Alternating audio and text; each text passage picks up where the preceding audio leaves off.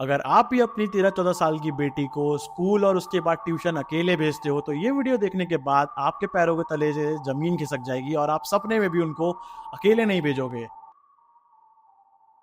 जुलाई 2024 रोहतक के अंदर एक छोटी सी कॉलोनी में रहते थे संध्या राठी और उनके हस्बैंड पंकज राठी और उनके दो प्यारे प्यारे बच्चे थे, जिसमें से 13 साल की सुनैना राठी और 17 साल का राहुल राठी आराम से जिंदगी गुजर बसर कर रहे होते हैं। फैमिली भी काफी अच्छी होती है, वेल सेटल होती है, कोई भी फाइनेंशियल प्रॉब्लम नहीं होती है। माता पिता के बीच में भी काफी प्यार होता है और बच्चे भी काफी आज्ञाकारी होते हैं, जिसकी वजह से वो आसपास के जो घर होते हैं उनकी छोटी सी कॉलोनी में उसमें भी काफी फेमस होते हैं उनकी रहन सहन की वजह से। पर एक दिन जो संध्या राठी है वो ये देखती है कि उनकी जो बेटी होती है अचानक से जून जुलाई के महीने में भी बड़े कपड़े पहनना शुरू कर देती है, यहाँ तक कि अपने भाई की भी जो जैकेट और स्वेटर होते हैं वो पहनना शुरू कर देती है। और देखते ही देखते 3-4 महीने निकल जाते हैं, थोड़ी थोड़ी ठंडक आना शुरू हो जाती है, पर संध्या राठी जी को कोई भी शक नहीं होता है। और हाँ, इन्फॉर्मेशन के लिए ताकि उनकी सेफ्टी रहे इस वजह से हमने सारे लोकेशंस और नाम को चेंज कर दिया है, ताकि हमारी वीडियो की वजह से या फिर किसी भी वजह से उस फैमिली को प्रेजेंट में या फिर फ्यूचर में कोई भी दिक्कत ना हो। तो ऐसे ही जून जुलाई से लेके अगस्त सितंबर आ जाता है और संध्या राठी अब थोड़ा सा चिंतित होना शुरू हो जाती है, क्योंकि उनकी बेटी पिछले कई महीनों से फुल कपड़े पहन रही है और वो भी अपने भाई के भी कपड़े ले लेके पहन रही है। पर एक दिन जब वो स्कूल से वापस आती है तो उसके पेट में अचानक से दर्द होना शुरू हो जाता है और ये देखते देखते संध्या राठी बिना कुछ देर करे उसको पास के ही एक हॉस्पिटल ले जाती है। और वहां पे जब वो एडमिशन फॉर्म भर रही होती है तब तक डॉक्टर उसका चेकअप कर रहे होते हैं। तभी जो लेडी डॉक्टर होती है वो वहां पे आती है और उनको बोलती हैं, हमें आपसे एक बहुत जरूरी बात करनी है। और ये बात सुन के एक नॉर्मल मिडिल क्लास फैमिली के माता पिता को या फिर किसी को भी ये लगेगा कि शायद कोई ऐसी प्रॉब्लम है, सीरियस प्रॉब्लम है, जो डॉक्टर्स तब हमें ऐसा सीरियसली बोल रहे हैं। पर जो बात डॉक्टर उनको बताती है उसको सुन के मान लो संध्या राठी जी के आगे अंधेरा छा जाता है।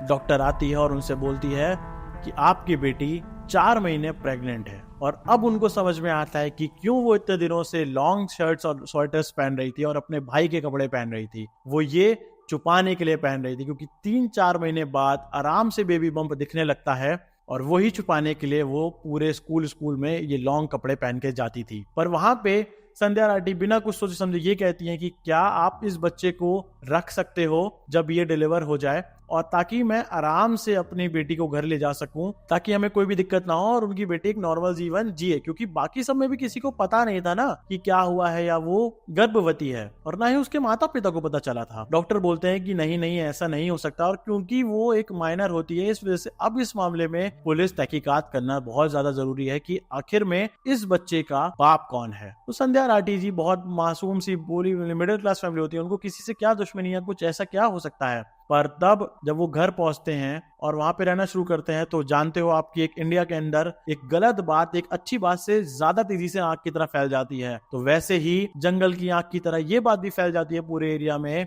कि संध्या राठी की जो बेटी है 13 साल की वो गर्भवती है। और ये उनको बहुत ज्यादा परेशान करने लगता है धीरे धीरे, कि वो कहीं से छोड़ के भी जाए तब भी उनको ये बात बहुत परेशान करने वाली थी। तब एक दिन संध्या राठी को उनकी बेटी ये बताती है कि जब वो स्कूल से आती थी तो एक दीपक नाम का लड़का उसको परेशान करता था। कई बार उसने उसको उल्टी सीधी बातें भी बोली, पर एक दिन जुलाई में जब वो अपने स्कूल से घर आ रही होती थी तो वही दीपक नाम का लड़का, जिसकी उम्र 21 से 22 साल थी, वो उसको जबरदस्ती पास के ही रास्ते में एक खंडर के अंदर ले जाता है और उसको डराता है कि अगर तुमने किसी को भी कुछ भी बताया तो मैं तुम्हें जान से मार डालूंगा, साथ ही साथ जिसको ये बात पता चलेगी मैं उसको भी जान से मार डालूंगा। 13 साल की लड़की वो डर जाती है और चुपचाप अपने घर चली आती है। और अगले 2 दिन दीपक उसको परेशान नहीं करता है, और एक दिन जब वो स्कूल से घर आ रही होती है तब दीपक उसे फिर से उस खंडर में ले जाता है और उसका शोषण करता है। और ये सिलसिला लगातार चलना शुरू हो जाता है। कई बार उसको मारता भी है, पर ऐसे मारता है कि उसके चेहरे पे कोई निशान ना आए और ना ही वो किसी को बता पाए कि उसको मार पड़ी है। और लगातार महीना दर महीना उसका शोषण करता रहता है। वो भी बाद में जब ये सिलसिला पूरा हो जाता है, जब वो बेबी डिलीवर हो जाता है, तब वो अपने घर में बताती है कि एक दीपक नाम का लड़का उसको परेशान करता था। और वहां से वो पूरी कहानी जब निकल के आती है तो मान लो पुलिस वालों के सामने भी ऐसी चीज आती है जो उन्होंने कभी नहीं सोची थी। तो ऐसे 2-3 महीने निकल जाते हैं, दीपक उसका कंटिन्यूअसली शोषण कर रहा होता है और एक दिन वो परेशान आके घर पे ये बोलती है अपने भाई से कि आज मैं अपने भाई को बताऊंगी और वो मेरे साथ जाएगा वहां पे और उसकी जो प्रॉब्लम है वो सॉल्व हो जाएगी। उसके बाद उसका कभी भी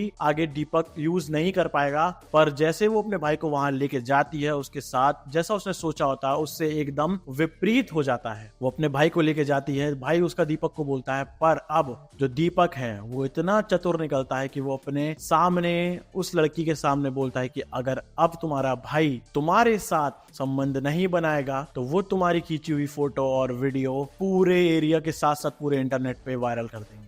अब जो उस लड़की का 13 साल की लड़की का जो 17 साल का भाई होता है वो परेशान हो जाता है। वो दीपक को काफी रिक्वेस्ट करता है, काफी ज्यादा उसको मनाता है, माफी मांगता है कि ऐसा कुछ भी नहीं कर सकता वो, और वो उसकी सगी बहन है। पर जो दीपक होता है वो नहीं मानता एक भी बात और उन दोनों को धमकाता रहता है। उनकी धमकी से डर के वही चीज होती है जो आप और हम इतने टाइम सोच रहे हैं। और उसके बाद से जो वो लड़की है वो बड़े कपड़े पहनना शुरू कर देती है और ये बेबी जो है वो डिलीवर हो जाता है फाइनली। अब पुलिस जब तहकीकात करती है, पहले तो उस लड़के को पकड़ा जाता है दीपक नाम के, जो कि फरार होता है। पर जब उसको पुलिस पकड़ लेती है तो उसके डीएनए सैंपलिंग करती है और साथ साथ में जब माता पिता को ये पता चलता है कि उनका सगा बेटा उनकी 13 साल की सगी बेटी के साथ ऐसी ऐसी चीजें करा है दीपक के बहकावे में और उसके दबाव में आके, तो वो पहले इस बात को छुपाने की कोशिश करते हैं। पर क्योंकि वो लड़की पुलिस रिपोर्ट में सब कुछ बताती है, इस वजह से उसके भाई का भी डीएनए टेस्ट होता है और वही चीज निकलती है जो आप और हम सोच रहे हैं। सगे भाई का डीएनए और उसका